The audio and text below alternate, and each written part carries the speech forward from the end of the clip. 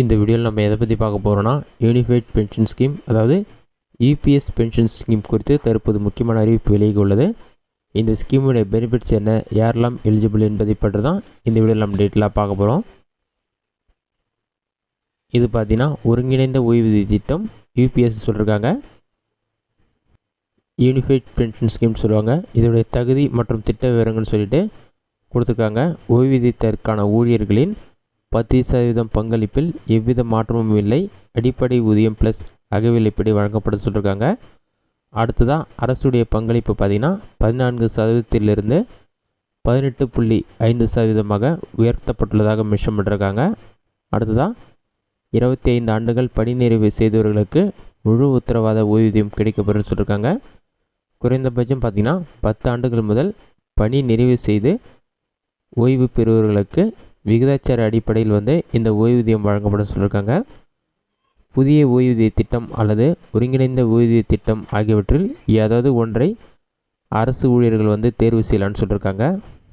இதுதான் இந்த ஸ்கீமோட டீட்டெயில்ஸ். இந்த பென்ஷன் ஸ்கீம் பற்றி அரசாணையும் விலகி உள்ளது. அதில் டீட்டெயிலாக கொடுத்துருக்காங்க. அது என்ன என்பதை பற்றி பார்க்கலாம். இதிலே பார்த்தீங்கன்னா ஒருங்கிணைந்த ஓய்வூதிய திட்டத்திற்கான மத்திய அமைச்சரவை ஒப்புதல் கொடுத்த அறிவிப்பு தான் இது.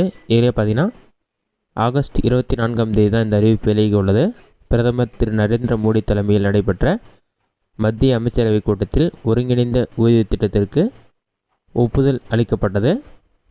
யூபிஎஸ் எனப்படும் ஒருங்கிணைந்த ஓய்வூதிய திட்டத்தின் முக்கிய அம்சங்கள் என்னென்னு பார்த்தீங்கன்னா, உறுதியளிக்கப்பட்ட ஓய்வூதியம், 25 ஆண்டுகள் சேவையில் இருக்கும் அரசு ஊழியர்களுக்கு ஓய்வூதியமாக ஓய்வு பெறுவதற்கு முந்தைய 12 மாதங்களுக்கான சராசரி அடிப்படை சம்பளத்தில் 50% இந்த திட்டம் உறுதி செய்கிறது சொல்லியிருக்காங்க. அடுத்ததாக உறுதியளிக்கப்பட்ட குடும்ப ஓய்வூதியம், ஓய்வூதியதாரர் உயிரிழந்து விட்டால் அவருக்கு கடைசியாக வழங்கப்பட்ட ஓய்வூதிய தொகையில் 60% அவருடைய குடும்பத்துக்கும் வழங்கப்பட சொல்லியிருக்காங்க. உறுதியளிக்கப்பட்ட குறைந்தபட்ச ஓய்வூதியம் சொல்லிட்டு 10 ஆண்டுகள் பணி செய்தவருக்கு குறைந்த ஊதியமாக ஓய்வூதிய காலத்திற்கு பிறகு மாதம் ரூபாய் 10,000 வழங்கப்படும் சொல்லியிருக்காங்க.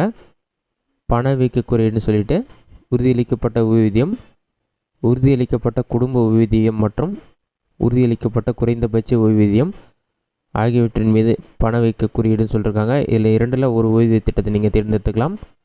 சேவை பணியாளர்களைப் போலவே தொழில்துறை தொழிலாளர்களுக்கான அகில இந்திய நுகர்வோர் விலை குறியீட்டின் அடிப்படையில் அகவிலைப்படி நிவாரணம் சொல்லியிருக்காங்க.